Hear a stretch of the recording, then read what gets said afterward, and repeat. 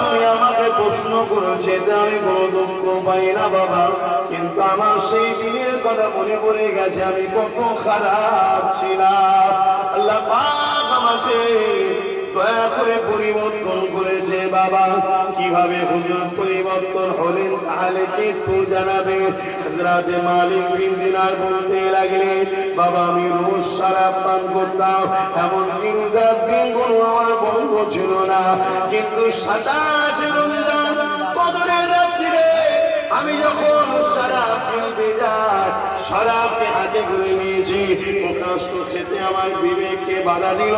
কেননা আজকে রাত এমন একটা রাত, এই এক রাত্রি ইবাদতে 100 বছরের ইবাদতের নেকি হয়।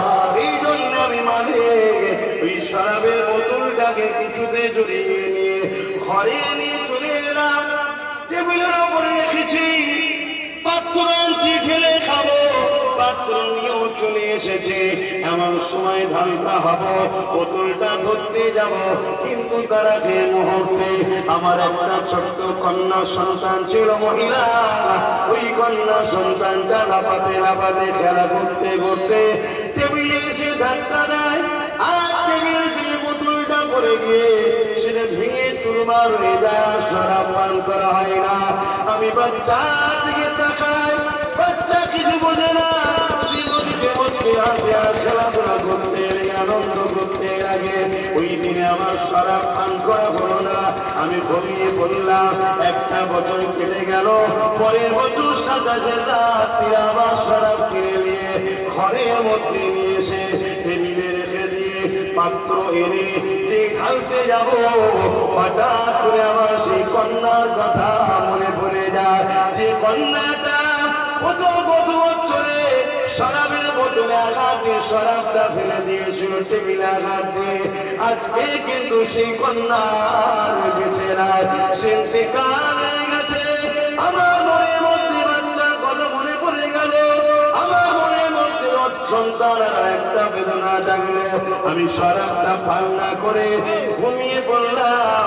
যখন ঘুমিয়ে পড়েছি, ঘরের মধ্যে এক বিশাল বড় সাপ দেখতে পেলাম, যে সাপটা আমাকে তাড়া করে নিয়ে যাচ্ছে। আমি ওই সাপের হাতে বাঁচার জন্য ছুটতে লাগলাম। কিছুটা যাওয়ার পরে একটা বয়স্ক বৃদ্ধা লোককে দেখতে পেলাম। আমি তাকে বলতে লাগলাম, ভাই আপনি আমাকে বাঁচান, এই সাপ আমাকে খেয়ে ফেলবে। তিনি বলতে লেগেছে, মানে তুমি আমাকে না খাইয়ে খাইয়ে দুর্বল করে দিয়েছো, এই বিশাল সাপের সঙ্গে মোকাবেলা করার আমার ক্ষমতা নাই, তবে তুমি এদিকে চলে যাও। আমি সোজা চলে একটা পাহাড় দেখলাম, ওই পাহাড়ে উঠে দেখলাম পাহাড়ের নিচের দিকে বিশাল আগুন দাও দাও করে জ্বলছে। আমাকে ডান দিকে চলে যাও।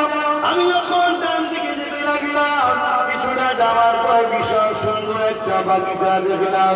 সেই বাগিচার একটা গেট রয়েছে, গেটের ভেতর থেকে দেখাচ্ছে যে হাজার হাজার শিশু বাচ্চারা ওই বাগিচার মধ্যে খেলা করছে।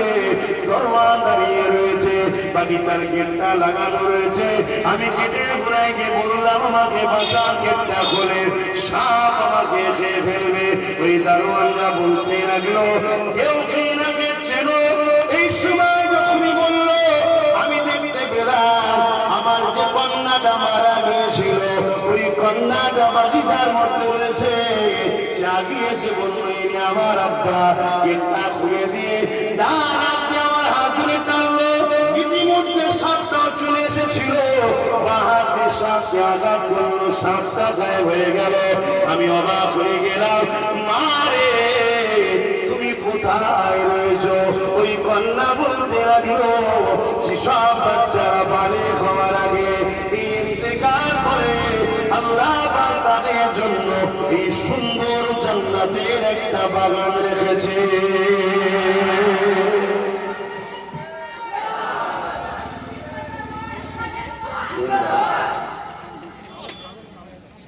এবারে বলতে লেগেছে, মা বিশাল সাপকে তুমি বাবা দিয়ে টাচ করে সরিয়ে দিলে। কন্যা বলতে লেগেছে, আব্বা আপনার যে রাস্তায় পুরোপুরি বয়স্কর সঙ্গে দেখা হয়েছিল তাকে জানেন? এই সাপটাকে জানেন? আচ্ছা, আগুনটা দেখছেন ওটাকে জানেন? আমি বললাম না মা, জানি না। ওই কন্যা বলতে লাগলো, আব্বা রাস্তায় যে বয়স্ক মুরব্বীটাকে দেখেছেন ওটা হলো আপনার জান, আত্মা। সে আপনাকে বলেছে, এবারে তুমি আমাকে খেতে দাও না, আমি ক্ষুধার্ত রোগা দুর্বল হয়ে গেছি। অর্থাৎ আপনি রুহের খোরাক না দিয়ে আপনি নফসের খোরাক দিয়েছেন। ওই সাপটা হলো আপনার নফস, যে নফস আপনাকে গানে নিয়ে গেছে। আপনি গেছেন আনসারে যাত্রায়, সারাবে জুয়াতে, নামাজ নাই, রোজা নাই। এ যুবক, তুমি আমি তোমার আমার নফসের দাবেদারি করে নফসকে হারাম খাদ্য খাইয়ে ওই বিশাল সাপ বানাচ্ছে। মনে রাখো, ওই মহিলা কন্যা সন্তান বলতে লেগেছে, আব্বা ওই নফস আপনাকে এত শক্তিশালী হয়ে গেছে যে আপনাকে তাড়িয়ে তাড়িয়ে জাহান্নামের দিকে নিয়ে যাচ্ছিল। ওই যে পাহাড়ের নিচে আগুন রয়েছে ওটা হলো আপনার জাহান্নাম খালি নিয়ে যাচ্ছিল। আর বয়স্ক মানুষ যেটা দেখলে ওটা হলো আপনার আত্মার রূহ, যে বড় দুর্বল, যাকে আপনি নামাজ দেন না, রোজা দেন না, হজ দেন না, হালাল খাদ্য দেন না, মানুষের সেবা দেন না, রোজ মন করে দান খাইরাত দেন না, এক কথা ভালো কাজ আপনি করেন না।